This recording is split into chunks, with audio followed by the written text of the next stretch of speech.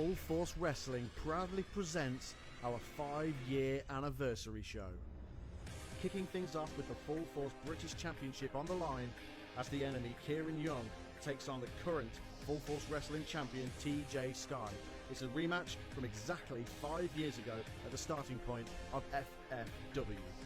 We also have the Full Force Women's Championship on the line as the People's Princess, Nadia Sapphire, puts her title on the line as she takes on the bad girl, Chantel Jordan. You can expect crazy things in this next match as long-time rivals, the Inmate Damian Black and the Hatter Chris Royals, do battle in the very first FFW Lockdown Asylum match.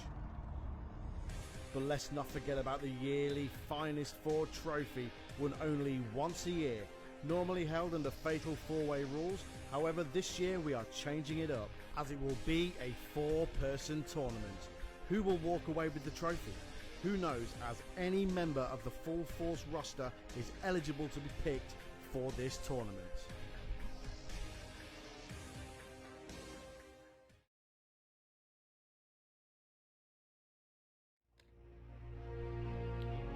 Hello guys, John Scott here, and really pleased to say we are doing this watch-along on this one for FFW with none other than the man who's involved in this match, like a massive match here. I mean, Pete Dunne. I've got to say, like, what a match to be calling. Really looking forward to this horrid thing.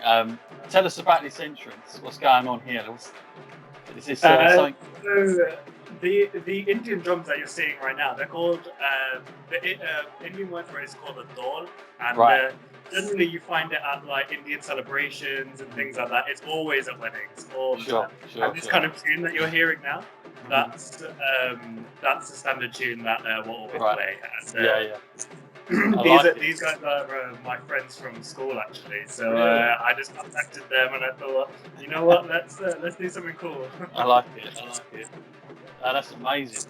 I like it when there's like something really unique, especially on the British scene, like with entrances, because sometimes I think like a lot of fans, they're always quite critical that we're not as extravagant as the American stuff sometimes with our entrances, and we focus so much on the ring. So whenever this kind of stuff comes, like one of the guys I used to who I had on my podcast very recently was RJ Singh.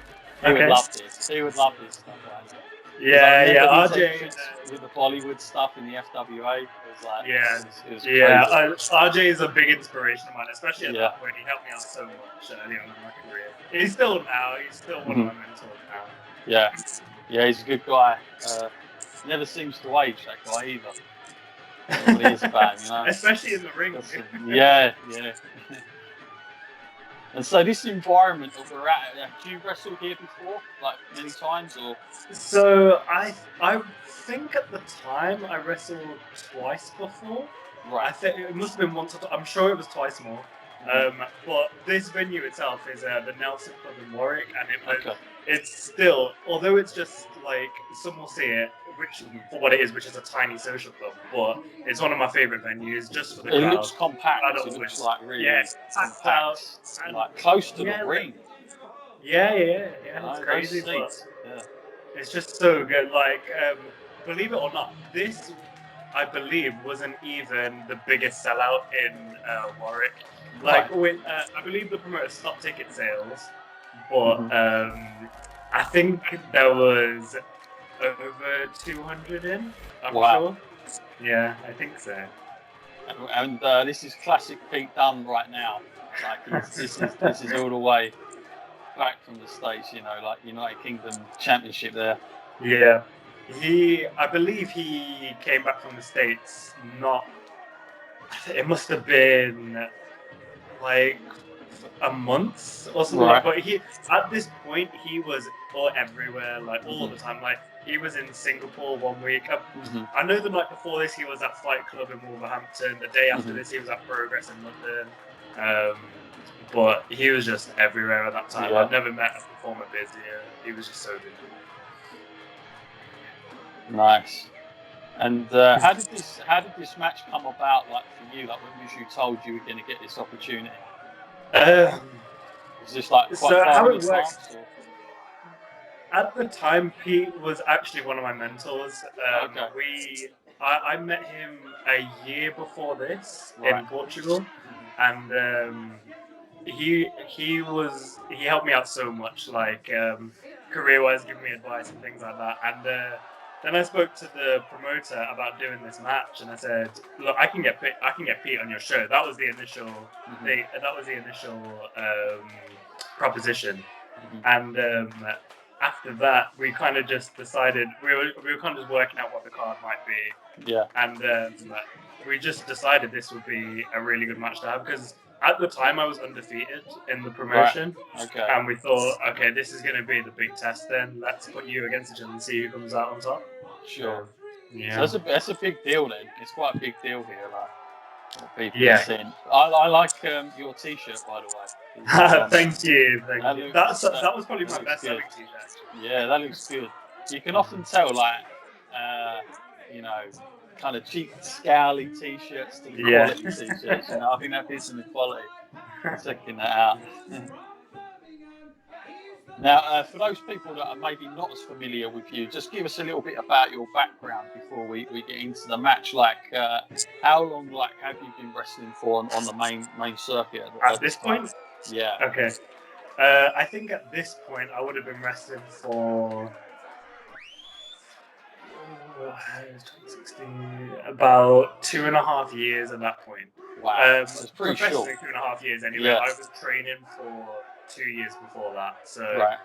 Altogether, wrestling experience-wise, I'm probably about 4.5 years deep here. Mm-hmm. But at the time, like, I felt ready for it, but now I just feel the match would have been so much better if it happened now, and this is 2 years later than this. Okay. So. Yeah. So at this point, are you like, is the nerves kind of hitting? Yeah, the nerves are there. Yeah. I was intimidated, I won't lie. It was one of those things, like, I when I do press sometimes backstage with promotions, I watch the wrestlers and they're really confident, they're really ready for it, they go through the curtain, and then a lot of them tell me that when they're out there, sometimes they can just be thrown off by maybe one fan heckling them, or just something small just takes them out of the zone, and before they kind of lost it. At this point, my confidence is set in now. All it ever takes is that first movement. Right, and that first lock-up, I'm like, okay, I'm there now. Yeah. Find yourself. Yeah. Also, on top of that, I knew I was in there with Pete, and I was going to be completely fine. So, yeah. other than a few injuries here and there. Sure.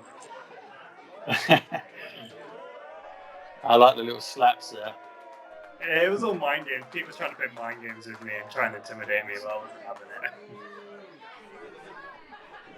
Now, obviously, like, Pete Dunne at this point is like, he's like a big draw for any promotion in the UK around this time, holding that belt.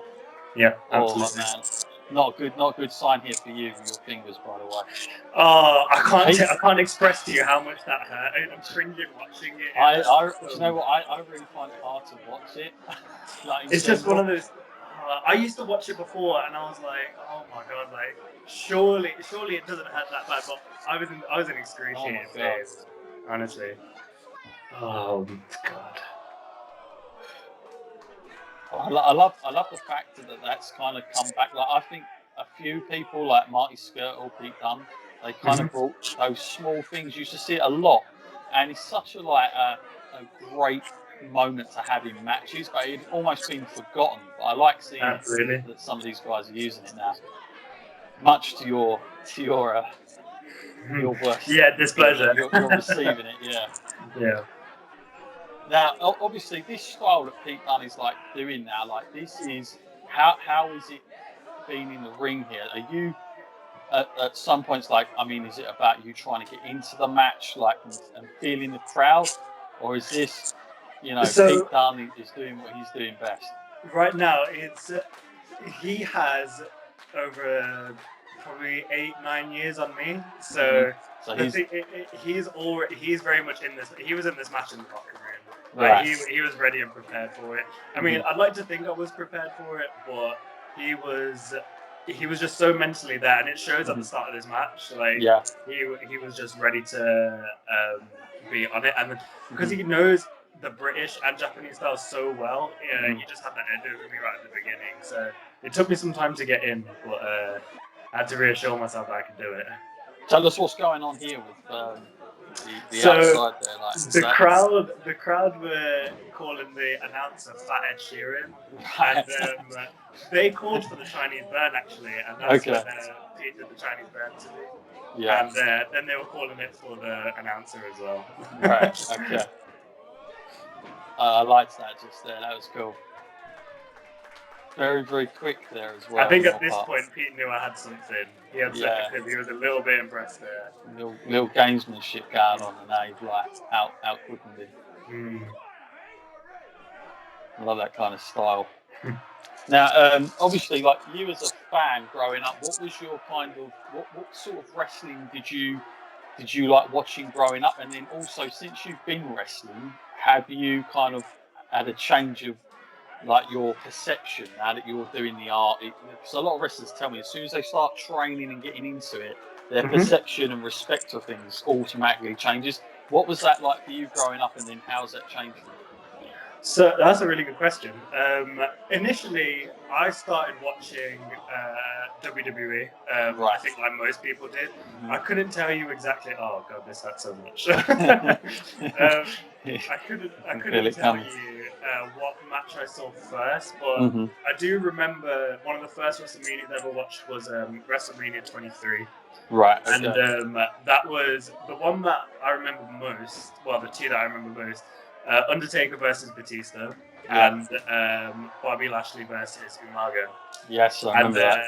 The loser of that match, they were both representing Vince McMahon and Donald Trump. That's right, yeah.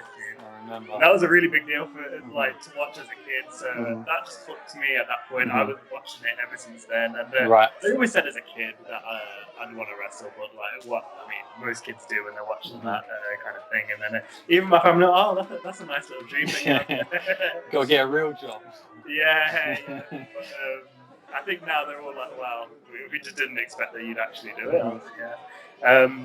But now the kind of wrestling that I watch, I try to watch more things that I wouldn't usually. So I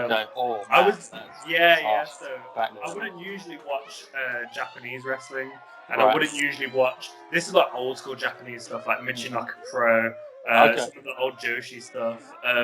And I used to watch a few years ago. I used to watch a lot more World of Sport as well, just to learn more of a different style. Because the more you watch these kind of styles, the more you start to get ideas and want to do things. Because I'll give you a secret now. Most performers, when you see something new, it's not new. It's just not been done for 20 years. Sure. So when you watch these things, you start to get new ideas. And you can put your own spin on things as well. So yeah. Who would you say, since you've been training, you've taken like most inspiration from? Has it been the guys that have trained you, or has it been like something you've seen? So, believe it or not, before I met Pete, I was actually a fan of his already, because the way he wrestled, and most people will know this, he wrestled a style which wasn't the same as other wrestlers. He wrestled as if it was a fight, and I believed it as well. There was one match that I saw of his, which was himself versus Sami Callihan at Fight Club, and I just thought, jeez, these guys are killing each other, and it was just crazy. So he was one inspiration. Another one I've got to say was Sabu at the time. I really liked how different he was. Oh god, this as well. This looks so punishing. Honestly, I just thought I'm just getting battered here. I was like, I don't know how to get out of it either. I was in so much pain. A few other inspiration. I think one of the guys that gave me a lot of inspiration was Daniel Bryan. Purely because someone of his size, he doesn't do that many high-flying moves, and like I can do a few maybe, but nowhere near like the talent of like guys like Callum Newman or Joe Nelson or somebody like that. And Daniel Bryan never really did high-flying moves either, but he wasn't that tall either. So I thought, okay, maybe I could do this professionally then. So here's another one. I like that. That's cool. Oh, that DDT was... I wish I could do it that well still. I was a lot lighter then. The thing I like about Pete Dunne over the years is he wrestles like very like almost scientific. Like he only works on certain body parts. He makes a little bit more logic out of what he's doing, and I appreciate that. Yeah, he I has I think being an older fan, I appreciate more. Yeah, like everything he does, he doesn't waste it. So Yeah. when he's doing when he's working the fingers, then Sure. if you watch him now, he has a finishing move, either an armbar or when he breaks the fingers and turns them. Right. So it's all for a reason. Even now, look, he's still working them. So he's working that later. Either that or he's working the head because his finisher is the bitter end. Out of nowhere there. Yeah, I think Pete got a bit cocky there. I saw that opportunity there, and I was like, I'm not going to sit here and just hold my fingers there. I mean, holding my fingers isn't going to do much, but I can see him open, so I'm going to hit him. Yeah, you're going to capitalise. Yeah. And at this point in your like small, I mean, like you'd only been wrestling such a small time, really, when you think about it. Is there anything like in particular that you wanted to go out and prove something like in the match, or is it just glad to you get asked a win? that, actually. Do you want to just get the win? Oh, look at that, man! Oh man, he threw me so hard. I never thought that he could hit me that much, and then honestly, straight away. And straight. The biggest thing that I wanted to prove for this match, like this was one of the big reasons as to why I got this match. I wanted to prove that I could hang with the best, and we were better at that time than Pete Dunne. So that was a really big thing for me. I wanted people to watch backstage, and I wanted people to watch it now on Turnbuckle TV and think, you know what, he can hang. Yeah, he can go with the best. Yeah. I think you've been holding it in there stride for stride, but like Pete Dunne, I've got to say in this match, the unique thing about it is that the pace, it's been like one extreme to the other. Yeah. And he comes out like a bolt. He's like a bolt of lightning. Yeah. And on your part as well. Look at that full contact there, back of your head. It's just, I honestly can't remember that happening, and right now I can see why. But yeah, he completely dominated it the first half, and as soon as I hit that DDT, I was ready, and I was like, this is my time now, I have to get on him. So that's when I was attacking him like crazy. Man, that knee. Yeah. That's crazy. He's still working the head, he's still looking for his finisher. Again, I don't remember doing this either, but I must have had some sort of concussion or something. Especially after that knee. Wow, more arrogance here, I feel. Yeah, he was ready. He was ready. I was like, okay, I'm gonna give him my all then. You can see in my face now, I was a bit shook from that because I just didn't understand why he wasn't going down. Felt his, and I was gone. And there he was, living up to his name. Yeah. Oh, nice. Oh, look at that, still stepped up. I didn't know what else to hit him with at that point. So I'm just trying to pull out everything at this point now. Thing is, at this point, Pete hits just so hard, like it's crazy. It doesn't really come across sometimes, but honestly, I can't tell you how much that hurt. And there we go, hit him with the 5 rivers there. I gotta say, that's incredible sequences going on in this match. Now, I've got to be honest, like, so that our listeners and viewers understand, I have not watched this match through, so it is all new happening to me. And I also don't even, I've not seen this, I don't know the results, so I'm watching this completely fresh. Yeah. And so if I'm if I'm quiet at something, it's because I'm totally like drawn in. I like that sometimes as a fan, because do you know what? Wearing like the hat I wear, like doing media all the time, it's very hard to just watch a match and not analyse it too much. Yeah. And whenever that happens, it's magic.